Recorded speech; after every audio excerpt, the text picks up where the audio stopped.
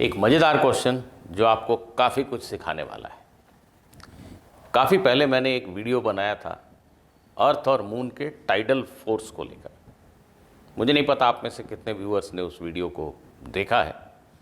कोशिश करूंगा याद करके इस वीडियो के डिस्क्रिप्शन बॉक्स में उसकी भी लिंक डाल दूँ, उसे भी देखिएगा। हो सके तो पहले उसे देखिए और फिर इस वीडियो को देखिएगा। इसमें जो क्वेश्चन है वो आपको कठिन लगेगा, नो डाउट, बट आनंददायक लगेगा। अरे वाह, ऐसा होता है, ऐसा सीख है। आइए समझते हैं आज के हमारे इस क्वेश्चन को जो अर्थ मून सिस्टम के ऊपर बेस्ड है। पर क्वेश्चन को बताने के पहले आपको एक फैक्ट स्टेट कर देता हूं जिससे आपको क्वेश्चन के अजम्पशन समझने में आसानी होगी। आई होप कि आप ठीक ठीक देख पा रहे हैं। जो नीचे वाला शेडेड प्लेन है इसको हम इक्लिप्टिक प्लेन कहते हैं।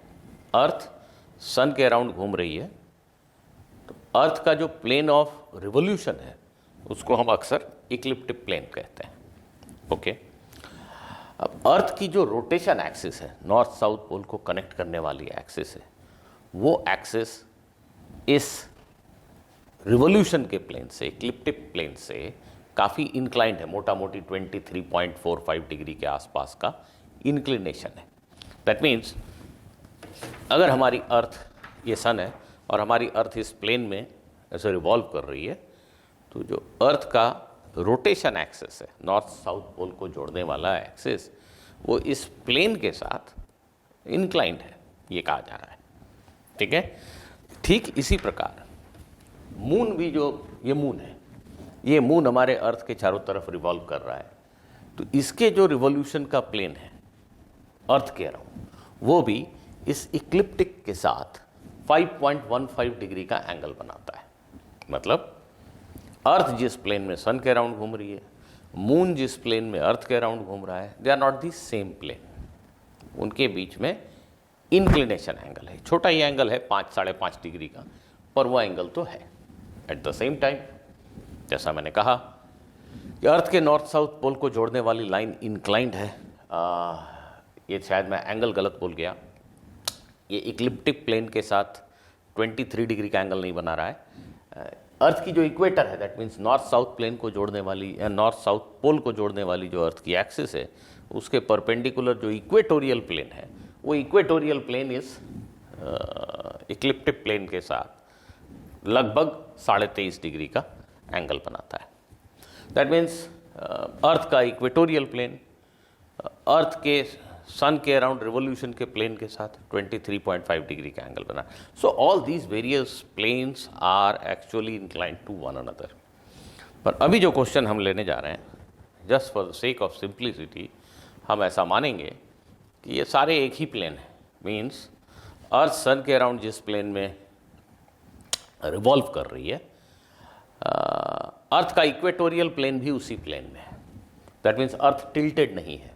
हम ऐसा मानेंगे कि अर्थ का जो इक्वेटर का प्लेन है वो बिल्कुल अर्थ के इक्लिप्टिक प्लेन में ही लाई करता है।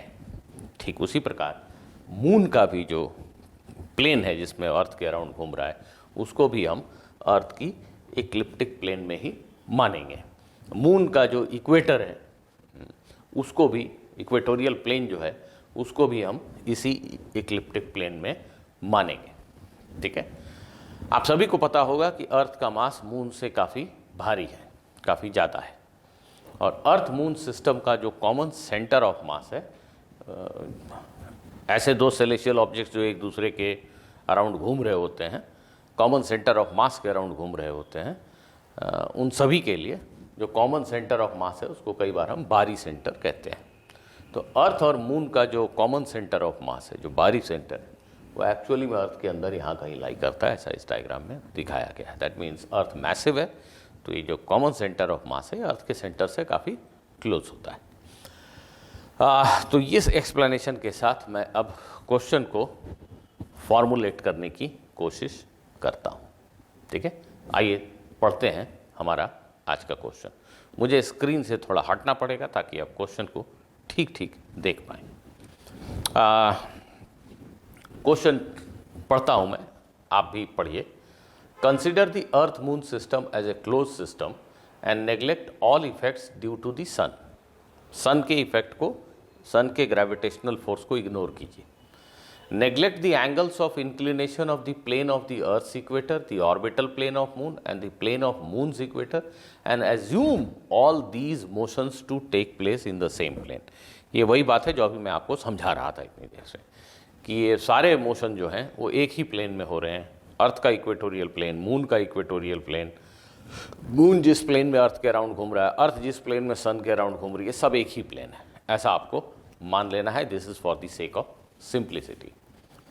The rotational angular velocity of the earth is capital omega, rotational spin वाली angular velocity, and its moment of inertia about its rotation axis is I E. The corresponding quantities for moon are omega and Im respectively. The center to center distance between earth and moon is capital N, and both these celestial bodies orbit the common center of mass with an angular velocity equal to that of moon's rotation around its own axis. Please read this sentence carefully. On calculation, it has been seen that the spin angular momentum of moon arising due to its rotation about its own axis and orbital angular momentum of the earth,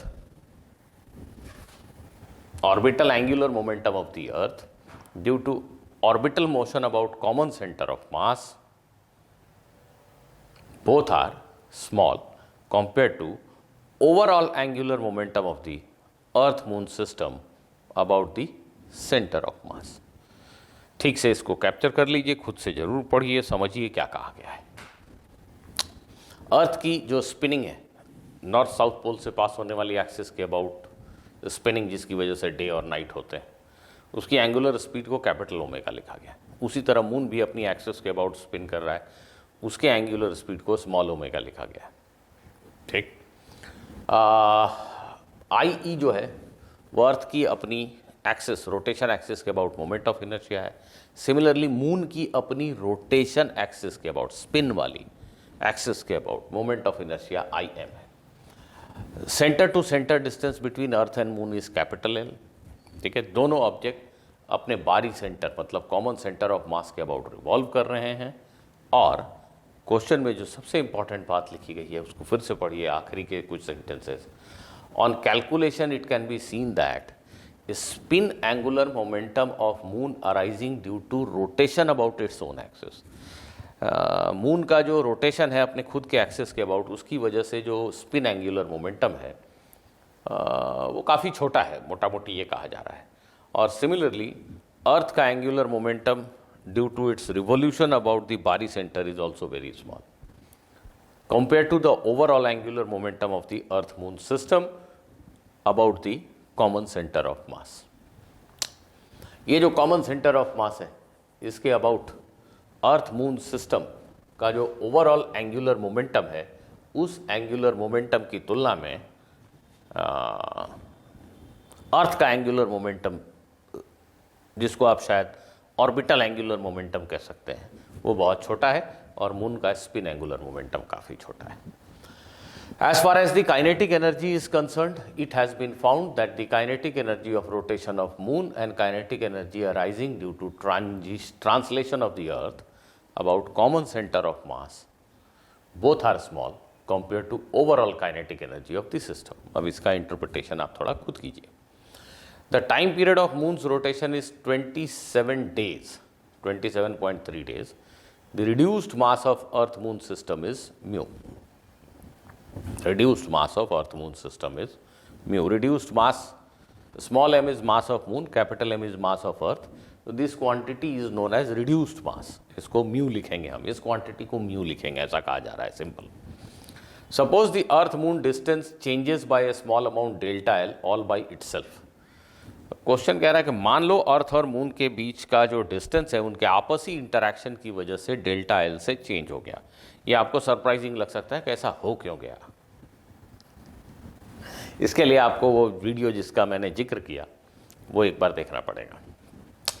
suppose the earth moon distance changes by small amount delta L all by itself, now answer the following questions. अब इन questions के जवाब दीजिए। ठीक है। हाँ, ये एक और की स्टेटमेंट था। देखिए, मून का जो अपना स्पिन का एंगुलर स्पीड है ओमेगा, स्मॉल ओमेगा, ये 27.3 डेज का है, इसका टाइम पीरियड है। ठीक। तो मून की जो अपनी एंगुलर स्पीड है रोटेशन की, उस पर गौर कीजिएगा। हाँ, इसको देखिए, ये जो स्पिन की एंगुलर स्पीड है इसकी, अगर ये ओमेगा है तो this omega is nothing but 2π/कैपिटल टी। कैपिटल टी क्या है? 27.3 डेज, राइट। तो एक तरह से इस ओमेगा की वैल्यू दी हुई है। और एक और इंपॉर्टेंट स्टेटमेंट लिखा है, यह आपको खुद समझना है।